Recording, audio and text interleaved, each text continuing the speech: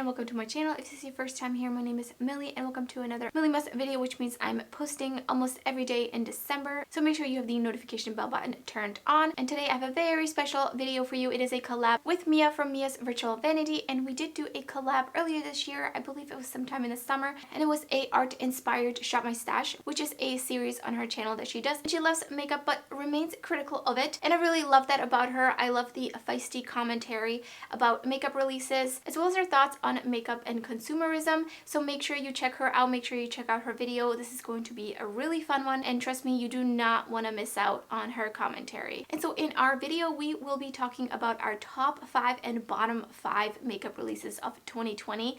I know 5 is really hard because there has been a million and a billion releases this year, so it was definitely very hard to narrow down. I did have a much easier time coming up with the top 5 versus the bottom 5 because I was really trying to be very picky and just really highlight the top 5 and the bottom 5. And also I tried to mostly include mainstream brands in this. There are a couple of indie brands, but they're a little bit more mainstream indie brands, so they're not like handmade indie, and I could do this video on just indie makeup brands if you would like me to in the future, maybe in January or something, but today I'm going to focus on mainstream brands. So I'm first going to talk about my top 5 and then the bottom 5. I'm not going to alternate because I would just confuse myself. So starting with the top 5 releases, number 1 is very dear and near to my heart. This one is pretty recent, and it is the Colourpop collaboration with Raw Beauty Kristi, and I just there's everything about this I love. Not only is the eyeshadow palette concept and the color story absolutely beautiful, I love the packaging, but also I love Kristi, and I know Kristi has been wanting a collab with Colourpop for such a long time. It is just so well deserved. And of course I forgot to scoot over, so let me do that right now so I can put up photos without covering my entire face, which wouldn't be a bad thing. But the photography of Kristi for the launch was absolutely stunning. I'm so happy for her. 2020 has been her year. It has definitely been a very difficult year, but for her, she has been striving, and I am so happy for her. I did pick up just the palette. I really wanted the liners, but they sold out almost immediately. I still really want them, maybe one day when they're not going to be easily sold out. But I love the palette. I love the color story.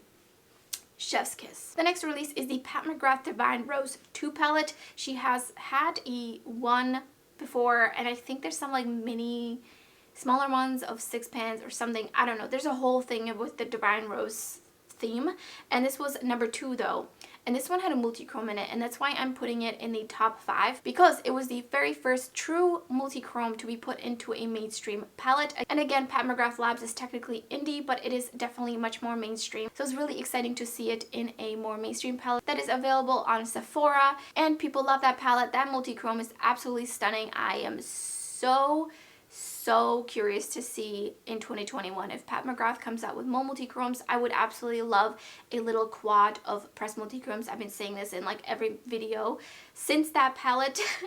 But anyways, I love this release. I think this was such a great 2020 release. Next up, this release was pretty early in the year, and those were the Fenty cream blushes. Just a whole set of the cream blushes. Absolutely amazing, right on time. Cream blushes just completely blew up in 2020. During spring, summer, even into the fall, we saw a lot of different brands releasing cream blushes, and I am all about that cream blush life. Yes, please. So I bought most of them. I love them. They're pigmented, but they're buildable, which is what I really enjoy about them, and they have so many different shades. They're just so gorgeous. I absolutely love the orange and the purple. That's a very unique blush color, and there was just so much buzz about this release. There were so many different videos. Everyone was really excited, and overall I thought this was such a great addition to the Fenty product lineup. So the last 2 releases I'm going to be talking about are both all about eyeshadow palettes, and I'm going to start out with the BH Cosmetics Sweet Shop palettes. Now these sold out, and people were just absolutely loving this release. It seems like BH Cosmetics has really stepped it up in terms of their formula in 2020, so I'm really hoping they keep up with that through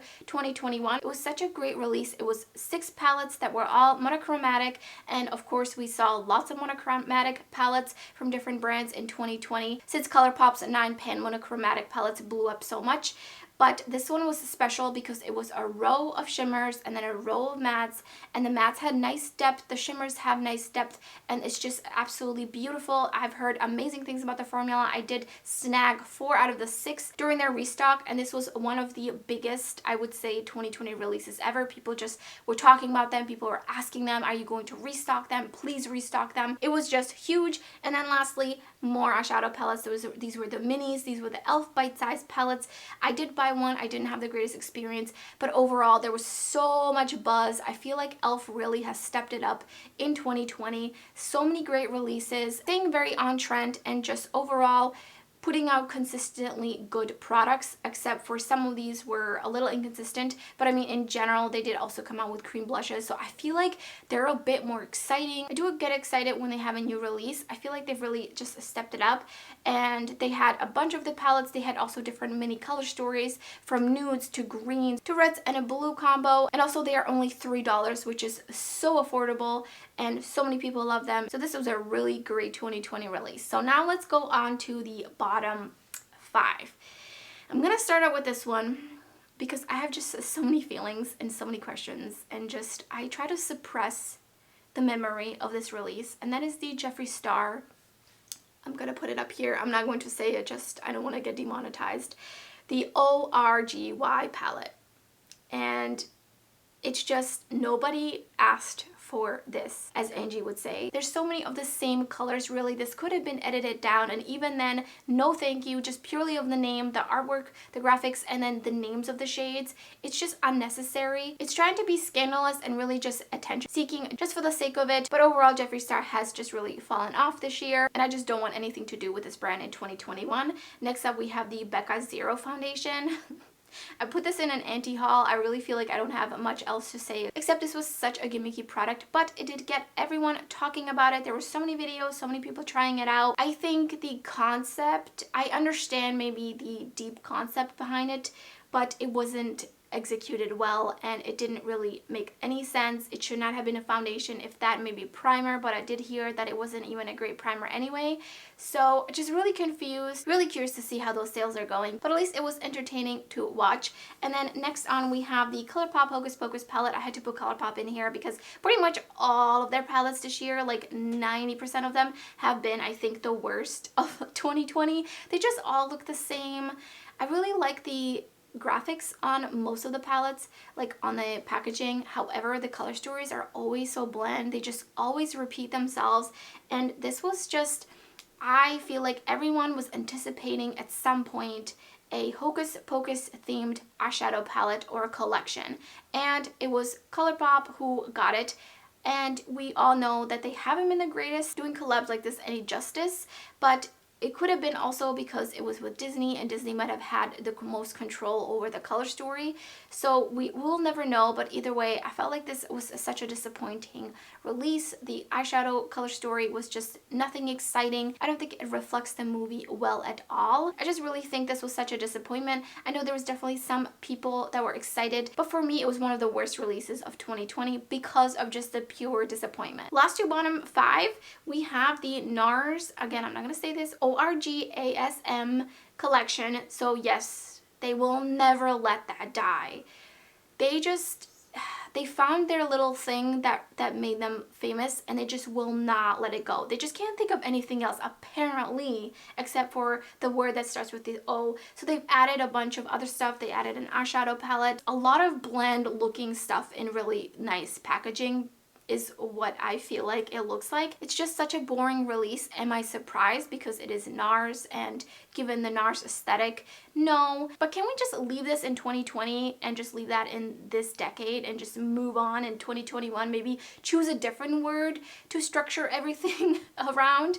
I don't know, just a thought. So on to the last product of the bottom 5 of 2020, and that is the LOUISE Love Tapes. This came out, I think it was around Valentine's Day. It kind of makes sense, aroundish that time, and it was basically a Valentine's Day themed palette. But it wasn't just a palette, it was a monstrosity of a palette with 2 highlighters on it. I'll just leave this picture up here. Like, how are you going to use it? How are you going to store it? It's just so obnoxious. I'm just so tired of these giant palettes from LOUISE. I mean, I'm tired of LOUISE in general, especially given to the most recent release, but that's a whole nother story. I do love the color story because pinks and reds just get to me, especially when it's like a nice monochromatic palette, because definitely there's some very similar shades in this palette. Is it a palette though? It's a box of makeup. It still doesn't make sense to me that since LOUISE is an academy and they're makeup artists, why they would release products that are clearly not makeup artist friendly. Like, no makeup artist is going to be putting this and lugging this around to go do makeup on a client. No. So that concludes the top 5 and bottom 5 makeup releases of 2020. Let me know in the comments below, what are yours? I'm really curious. It was very hard to narrow it down. I definitely could have done like top 20 and bottom 20. And let me know also if you're interested in doing a indie makeup version of this video. Thanks so much, Mia, for collaborating with me yet again this year. We're 2 for 2 now. And please make sure you check out her video and her channel and her Instagram. I will link it all down below. And if you enjoyed this video, don't forget to give it a thumbs up. And if you're new to my channel, I would love it if you subscribed. Thank you so much for watching, and I hope to see you next time.